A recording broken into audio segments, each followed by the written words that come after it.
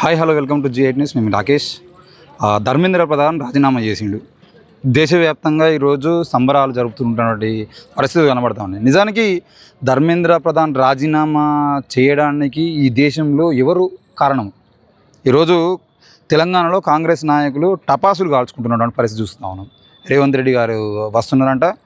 అక్కడ అంతకుముందే పెట్టినటువంటి కార్యక్రమాలు కూడా అన్ని రద్దు చేసి ముఖ్యమంత్రి గారు వచ్చి టపాసులు కాల్చి రాహుల్ గాంధీ గారు ఇన్వాల్వ్ కావడం వల్లనే ఈరోజు ధర్మేంద్ర ప్రధాన్ రాజీనామా చేసిండు, కేంద్ర మంత్రి రాజీనామా చేసిందని చెప్పేసి మాట్లాడుతున్న పరిస్థితి. ఇక రాహుల్ గాంధీ గారు, ప్రియాంక గాంధీ గారేమో దాదాపు సోనం వాంగ్చుక్ ఆయన దీక్ష స్టార్ట్ చేసిన తర్వాత 20 రోజుల దాకా ఇక్కడ కనబడలే. ఒక వారం రోజుల ముందు ఆయనకు దాదాపు నేషనల్ మీడియా, ఇంటర్నేషనల్ మీడియా చాలా వరకు చెప్తా ఉన్నాయి ఏమని, ధర్మేంద్ర ప్రధాన్ రాజీనామా చేసేటువంటి అవకాశాలు కనబడుతున్నాయి అని. దానికే రాహుల్ గాంధీ ఈ విషయాన్ని తన ఖాతాలో వేసుకోవడం కోసం, ఇట్లా తెలంగాణ ఉద్యమం అప్పుడు కదా తెలంగాణ ఇచ్చింది మేము, తెచ్చింది మేము అని చెప్పేసి రెండు పార్టీలు కొట్లాడుకున్నట్టుగా ఈరోజు చాలా పార్టీలు కూడా మేం కారణము అని చెప్పి చెప్పుకోవడం కోసం ధర్మేంద్ర ప్రధాన్ రాజీనామాని వాడుకునేటువంటి ప్రయత్నం చేస్తూ ఉన్నాయి. అందుకే రాహుల్ గాంధీ ర్యాలీ తీస్తున్నాడు, రేవంత్ రెడ్డి టపాసులు కాలుస్తూ ఉన్నాడు. ఇక అటు పోతే బీఆర్ఎస్ పార్టీ నుండి కేటీఆర్ గారు కూడా ఈరోజు కేటీఆర్ గారు తెలంగాణలో ఉన్నటువంటి స్థానికంగా జరుగుతున్నటువంటి ఏవైతే ధర్నాలు ఉన్నాయో, ఇందిరా పార్క్లో జరిగిన ధర్నాకి పూర్తి స్థాయి మద్దతు ఇచ్చినాము, మేము అక్కడికి వెళ్ళి అక్కడ కూర్చున్నామని చెప్పేసి మాట్లాడుకొని ఈరోజు వాళ్ళు కూడా కార్యక్రమం చేస్తూ ఉన్నారు. కేటీఆర్ గారు మరి ఈరోజు ఎక్కడనో నీట్ పేపర్ లీకేజ్ అయింది కాబట్టి 7 చచ్చిపోయారు, లేదంటే 9 మంది చనిపోయారు, ఇంకెంతమంది చనిపోయారో తెలియకుండా బయట చనిపోయినటువంటి వాళ్ళు కూడా ఉండొచ్చు. వాళ్ళు చనిపోయినందుకు ఇంత చేస్తున్నటువంటి దీక్షకు మీరు మద్దతు ప్రకటించారు. కానీ ఇదే మద్దతు తెలంగాణలో ప్రవళిక అనే అమ్మాయి మీరు చేసినటువంటి పేపర్ లీకేజ్ వల్ల, బీఆర్ఎస్ పాలనలో కేటీఆర్ గారి పిఏ ఆయన దగ్గర సన్నిహితుడు కూడా ఉన్నాడని చెప్పేసి వార్తలు వినబడ్డాయి కదా. ఆ రోజు ఎందుకు దీక్ష చేయలేదు మీరు? ఆ రోజు ఎందుకు రాలేదు ఇందిరా పార్క్కి? ఈరోజు ఆ రోజు ప్రవళిక చనిపోయినప్పుడు బీఆర్ఎస్ పార్టీ హ్యాండిల్స్లలో మీ సోషల్ మీడియాలో వచ్చినటువంటి వార్తలు ఏంటి? ఆమె అసలు గ్రూప్ 1కి అప్లై చేయలేదండి, గ్రూప్ 2కి అప్లై చేయలేదండి, అసలు ఏ పోటీ పరీక్షలకు ఆమె అప్లై చేయలేదని చెప్పేసి మీ హ్యాండిల్స్లలో వార్తలు వచ్చినాయి.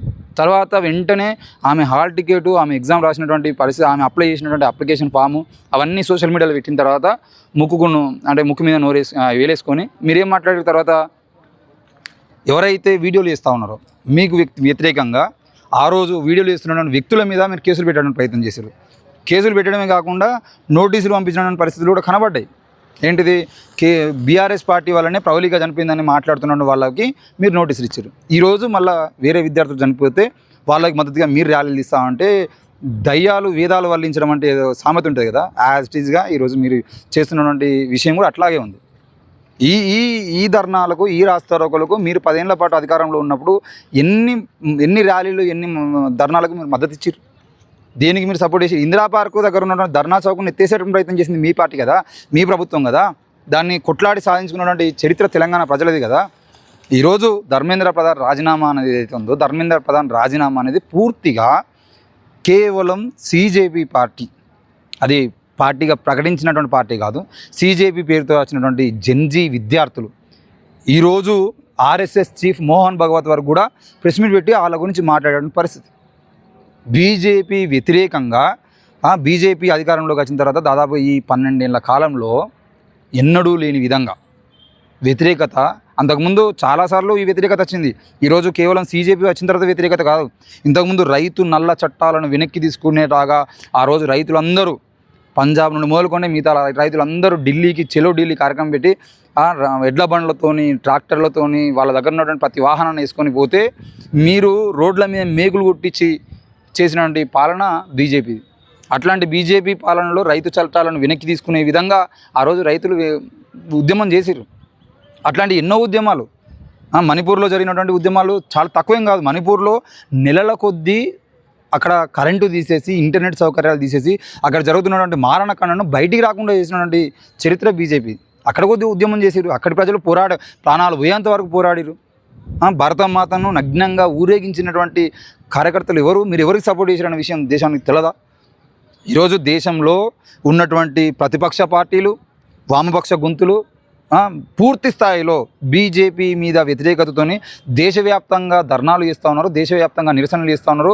ఇది ఎక్కడ ఒకవేళ దేశంలో ఉన్నటువంటి బీజేపీ పార్టీని అధికారంలో నుండి దింపేయడం కోసం 2029లో జరిగేటువంటి జమిలీ ఎన్నికలకు వ్యతిరేకంగా ఇవన్నీ జరిగేటువంటి అవకాశాలు ఉంటాయని చెప్పి వారం రోజుల నుండే ధర్మేంద్ర ప్రధాన్ రాజీనామా చేయాల్సిందని చెప్పేసి అక్కడ ఉన్నటువంటి సెంట్రల్ ఇంటెలిజెన్స్, ఢిల్లీ ఇంటెలిజెన్స్, ఈ దేశవ్యాప్తంగా జరుగుతున్నటువంటి ఇంటెలిజెన్స్ సర్వేలు ఏవైతే ఉన్నాయో వీళ్ళందరూ కూడా ధర్మేంద్ర ప్రధాన్ రాజీనామా చేస్తేనే దీనికి ఒక ముగింపు. ధర్మేంద్ర ప్రధాన్ రాజీనామా చేయడం ద్వారా వచ్చేటువంటి నష్టం కన్నా దేశంలో ఈ వామపక్ష గొంతులు, ప్రతిపక్ష గొంతులు, విద్యార్థులు, నిరుద్యోగులు వీళ్ళందరూ ఏకమైతే జరిగేటువంటి నష్టమే ఎక్కువ. కాబట్టి వాళ్ళందరూ ఏకం కాకుండా ఉండాలి అని అంటే వెంటనే రాజీనామా చేయడమే మంచిదనే విషయాన్ని ఇంటెలిజెన్స్ రిపోర్టు ఇవ్వడం ద్వారా ఆ ఇంటెలిజెన్స్ రిపోర్ట్ తెలుసుకున్నటువంటి రాహుల్ గాంధీ గారు, ప్రియాంక గాంధీ గారు ఈరోజు వచ్చి మేమే చేసినాము అని చెప్పేసి ఈరోజు మేము చేసినటువంటి దానికే ఈరోజు కేంద్రం దిగొచ్చిందని చెప్పేసి మాట్లాడుతున్న పరిస్థితి. ఏది ఏమైనా కూడా సోనం వాంగ్చుక్ లాంటి ఒక పర్యావరణవేత్త విద్యార్థుల కోసం నిరాహార దీక్ష చేయడం, ఆనాడు తెలంగాణ ఉద్యమం కూడా తెలంగాణ రాష్ట్రాన్ని సాధించుకోవడం కోసం కూడా సకల జనుల సమ్మె దాదాపు 40 రోజుల కన్నా ఎక్కువ జరిగితే ఈరోజు 26 రోజుల పాటు, అప్పుడు 46 అనుకుంటే ఈరోజు 26 రోజుల పాటు ఒక వ్యక్తి తన ప్రాణాలు పోయినా పర్లేదు అనుకుని నిరాహార దీక్ష కొనసాగిస్తే ఇక్కడ ఉన్నటువంటి కొంతమంది యూట్యూబర్లు బిర్యానీలు తింటున్నారు, సోడా బుడ్డి అండి సోడాలు తాగుతున్నారు, మంచిగా అవి తాగుతున్నారు, ఇవి తాగుతున్నారు, ఆ జ్యూసులు తెచ్చుకున్నారు, ఈ జ్యూసులు తెచ్చుకున్నారు, ఆడ ఆయన దీక్ష చేస్తా అంటే వీడు ఇక్కడ బిర్యానీ తింటానని చెప్పేసి ఇష్టం ఉన్నట్టు మాట్లాడారు. ఈరోజు ఏం మాట్లాడుతూ ఉన్నారు? ఈరోజు ధర్మేంద్ర ప్రధాన్ రాజీనామా చేసిన తర్వాత కేంద్ర మంత్రుల నుండి మొదలుకుంటే ఎంపీల వరకు, ఎమ్మెల్యేల వరకు, లోకల్లో ఉన్నటువంటి బీజేపీ లీడర్లు అందరూ ఏం మాట్లాడుతూ ఉన్నారు? ధర్మేంద్ర ప్రధాన్ రాజీనామా అనేది అసలు దేశం గర్వించదగ్గ విషయం అట. ఇట్లా గర్వించదగ్గ విషయం కొద్దిగా నాకు చెప్పుకోవడానికి బుద్ధి ఉండాలి కదా. ఎంపీలు అయి ఉండి ఎంపీలుగా ఉన్నటువంటి మీరు ధర్మేంద్ర ప్రధాన్ రాజీనామా చేయడాన్ని మీకు మీరు సమర్థించుకుంటూ పోస్ట్ ఎట్లా పెడతారు? ఈరోజు కొన్ని ఏండ్ల తర్వాత ఒక కేంద్ర మంత్రి దేశంలో ఉన్నటువంటి విద్యార్థులు, దేశంలో ఉన్నటువంటి యువకులు ధర్నా చేసి వాళ్ళ మీద లాఠీచార్జ్ చేసి ఎంత దారుణంగా కొట్టిరండి మీరు. పోలీసుల రూపంలో వచ్చినటువంటి మీరు నేమ్ బ్యాడ్జీలు లేవు కాబట్టి పోలీసుల రూపంలో అంటున్నా, నేమ్ బ్యాడ్జీలు లేకుండా వచ్చినటువంటి వ్యక్తులు ఏ విధంగా లాఠీచార్జ్ చేసిరండి? ఒక ఆడపిల్ల అక్కడ నుండి పరిగెత్తా ఉంటే ఆమె బ్యాక్ సైడు లాఠీలతో నెట్టినటువంటి పరిస్థితులు మేము చూడలేదా? ఎక్కడ కనబడితే అక్కడ ఎట్లా పడితే అట్లా కొట్టినటువంటి ఆ పోలీసు రూపంలో ఉన్నటువంటి వ్యక్తులు ఎవరో మీకు తెలియదా? అంత దారుణమైనటువంటి పరిస్థితులు ఢిల్లీలో కొనసాగితే దేశవ్యాప్తంగా చూసినటువంటి యువకులు ఇది తప్పు అని చెప్పేసి దేశవ్యాప్తంగా నిరసన కార్యక్రమాలు విపరీతంగా పెరుగుతూ ఉంటే ఈరోజు దిగచ్చినటువంటి మోడీ ప్రభుత్వం, దిగచ్చినటువంటి బీజేపీ ప్రభుత్వం ఈరోజు ధర్మేంద్ర ప్రధాన్ రాజీనామాను ఆమోదించి ధర్మేంద్ర ప్రధాన్ రాజీనామాను చేయమని చెప్పేసి చెప్తే ఆయన రాజీనామా చేస్తే దాన్ని కూడా మేము విద్యార్థుల వైపు ఉన్నాము కాబట్టి ధర్మేంద్ర ప్రధాన్ రాజీనామా చేయమను, మేము నీతిగా నిలబడతాం, నిజాయితీగా నిలబడతాం. ఇక్కడ మీ నిజాయితీ తెలంగాణ రాష్ట్రంలో జరుగుతున్నటువంటి అంశాల మీద ఎన్నిసార్లు నీతిగా నిలబడ్డారు మీరు? ఎన్నిసార్లు నిజాయితీగా నిలబడ్డారు? మాట్లాడుతున్నటువంటి వాళ్ళ మీద కేసులు పెట్టేటువంటి మీరు ఈరోజు నీతి నిజాయితీల గురించి మాట్లాడడం అనే విషయము అత్యంత సిగ్గుచేటు. ధర్మేంద్ర ప్రధాన్ రాజీనామాకు సంబంధించినటువంటి విషయంలో ఈరోజు వచ్చినటువంటి వ్యక్తులు దేశద్రోహులను మాట్లాడారు మీరు. దేశద్రోహులు అందరూ కలిసి దేశాన్ని విచ్ఛిన్నం చేయడం కోసం కుట్రలు చేస్తున్నారు అన్నాడు. మరి దేశాన్ని విచ్ఛిన్నం చేయడం కోసం కుట్రలు చేస్తున్నటువంటి వాళ్ళ కోసం దేశంలో ఉన్నటువంటి మంత్రి ఎందుకు రాజీనామా చేసినండి? చెప్పండి సమాధానం.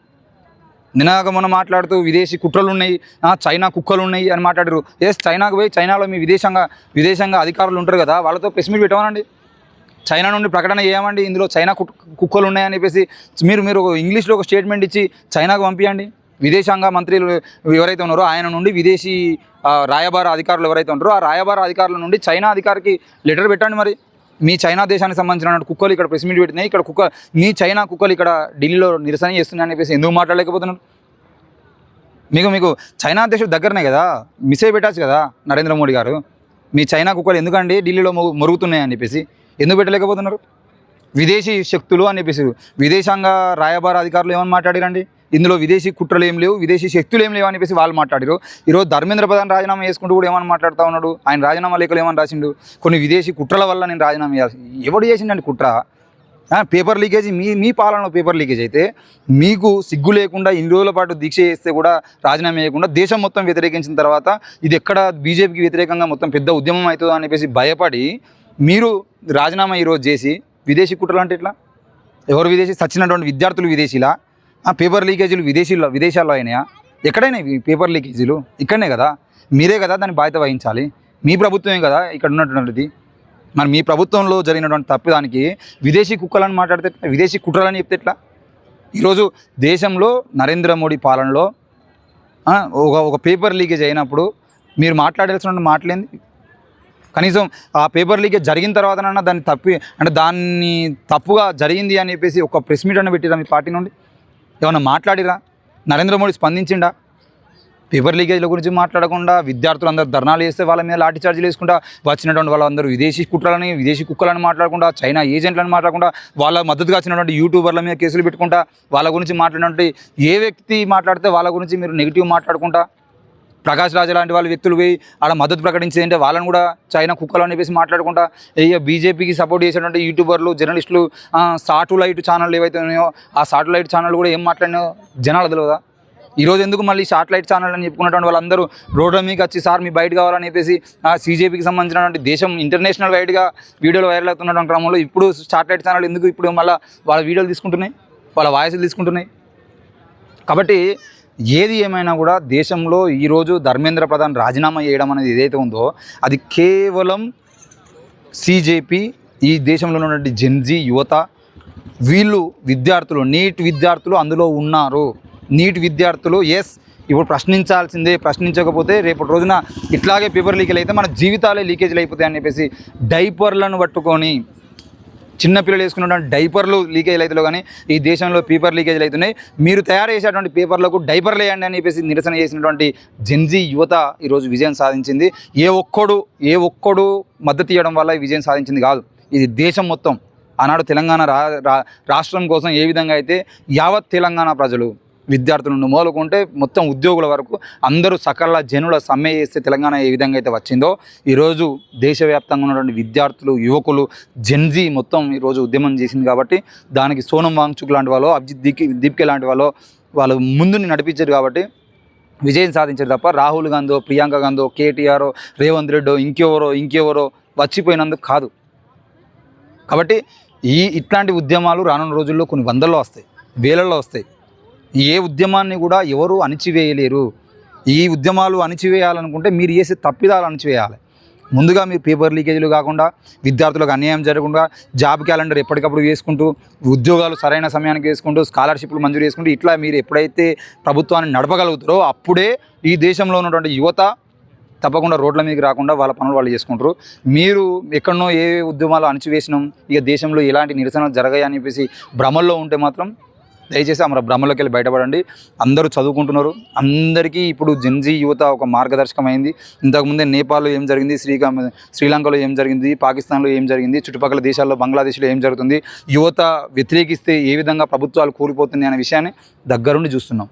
అట్లాంటి పరిస్థితులు మన దేశంలో రాకుండా ఉండాలంటే పాలకులు ఇకనైనా, అధికారులు ఇకనైనా ఇట్లాంటి పేపర్ లీకేజీలు, ఇట్లాంటి సమస్యలు దేశంలో రాకుండా చూసుకోవాలని కోరుతూ సీజేపీ విజయం సాధించినందుకు వాళ్ళ కృతజ్ఞతలు తెలియజేస్తూ, సోనం వాంగ్చుక్ లాంటి వాళ్ళు, ఈ దేశంలో ఉన్నటువంటి ఉద్యమకారులు అందరూ కూడా ఈ ప్రభుత్వాలను ప్రశ్నించడం కోసం ఇలాగే ఉద్యమాలు చేయాలని కోరుకుంటూ చూస్తున్నానండి. G8 news. Thank you.